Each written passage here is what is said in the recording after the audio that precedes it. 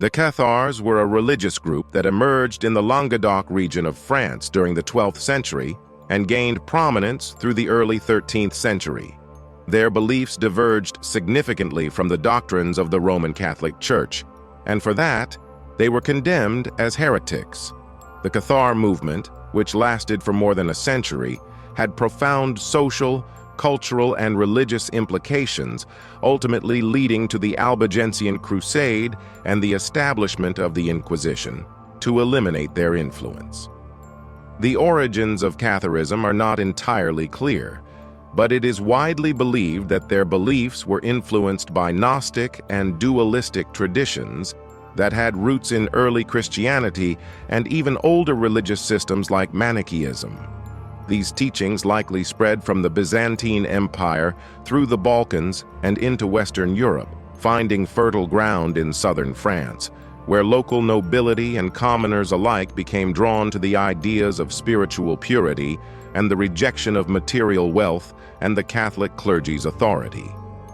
By the 12th century, Catharism had become deeply rooted in parts of Languedoc, and their followers were concentrated in cities such as Toulouse, Albi, and Carcassonne. At the core of Cathar belief was the idea of dualism, a stark contrast between the forces of good and evil, spirit and matter, light and darkness. Unlike the Catholic Church, which saw God as the creator of all things, including the material world, the Cathars viewed the material world as inherently evil.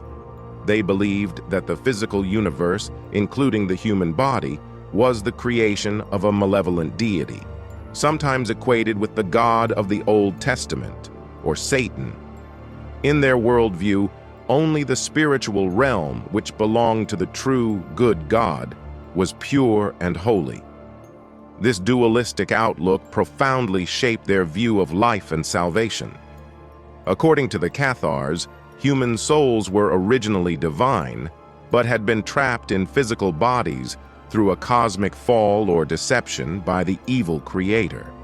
The goal of life, they believed, was to escape the material world and return to the spiritual realm through a process of spiritual purification.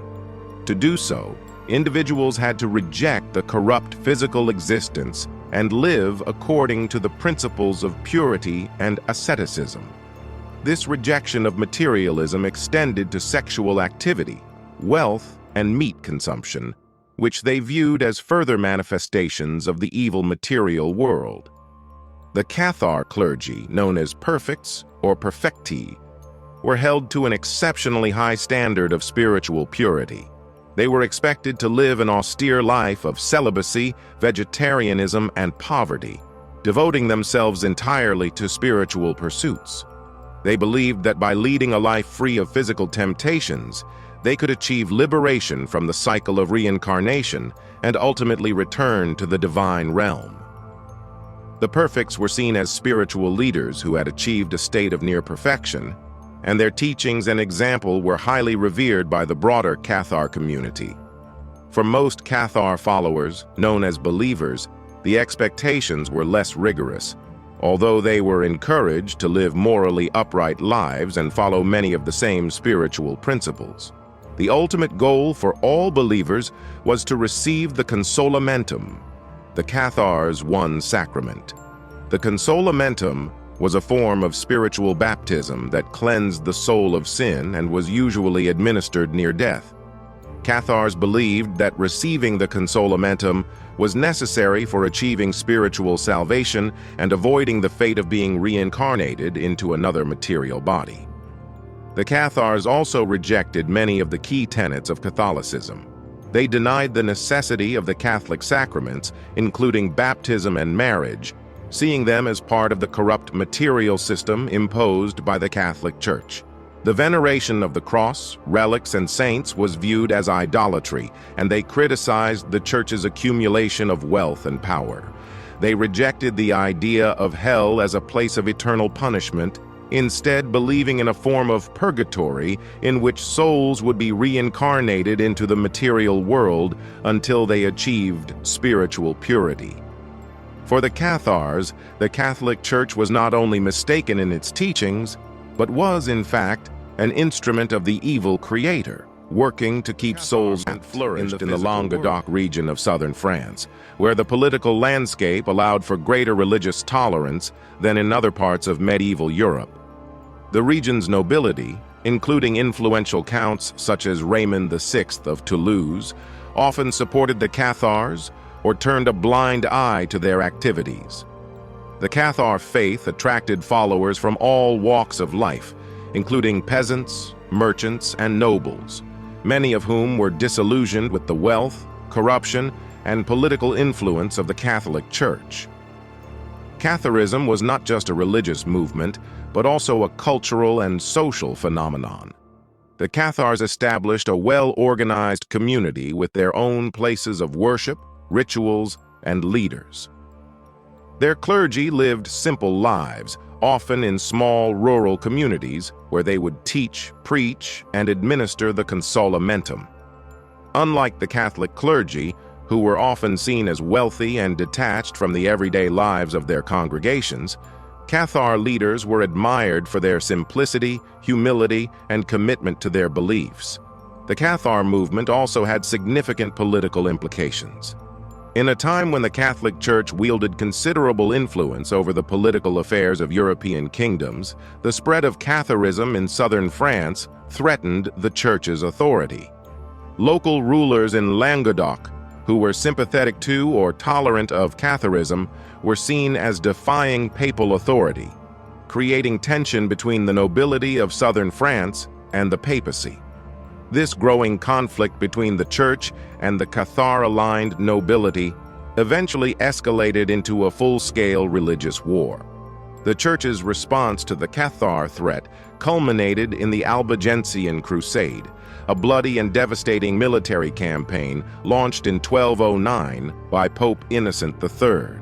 The Crusade, named after the town of Albi, a Cathar stronghold, was designed to eradicate Catharism from southern France. The Pope called upon the French nobility and knights to take up arms against the Cathars, offering spiritual rewards, including the forgiveness of sins, to those who participated. The Albigensian Crusade was marked by extreme violence and brutality. The Crusaders, led by the papal legate Arnaud Amalric and Simon de Montfort, targeted not only Cathar communities, but also the towns and cities that supported them. One of the most infamous events of the Crusade was the massacre at Béziers in 1209, where thousands of people were killed, including many Catholics who lived alongside the Cathars. When asked how to distinguish between heretics and Catholics, Amalric is famously reported to have said, "Kill them all, God will know his own." Over the next 2 decades, the Albigensian Crusade devastated much of Languedoc, leading to the capture of major Cathar strongholds like Carcassonne and Toulouse. The Crusade also resulted in the redistribution of land and titles, with many southern French nobles losing their estates to northern Crusaders loyal to the Pope. The Count of Toulouse, Raymond VI, was excommunicated, and much of his land was seized by the Church and the French crown. Although the Albigensian Crusade greatly weakened the Cathars, the Church did not stop there. In the 1320s, the Catholic Church established the Inquisition, a formalized process of investigation and punishment aimed at rooting out heresy. The medieval Inquisition was particularly focused on the Cathar remnants that survived the Crusade. Inquisitors, often Dominican friars, were granted broad powers to interrogate, torture, and execute suspected heretics. The Cathar stronghold of Montségur became a symbol of resistance during this time. Perched high in the Pyrenees, Montségur was a fortress where many Cathar perfects sought refuge. In 1244, after a lengthy siege, the fortress fell to the French Crusaders. Over 200 Cathar perfects who refused to renounce their faith were burned alive at the base of the fortress, marking the symbolic end of the Cathar movement. Over the next few decades, the Inquisition relentlessly pursued the remaining Cathars, and by the end of the 13th century, Catharism had been almost entirely eradicated. The last known Cathar perfect, Guillaume Bailly Bast, was executed in 13 resonate through the centuries. Many scholars view Catharism as an early precursor to later reformist movements that challenged the authority of the Catholic Church.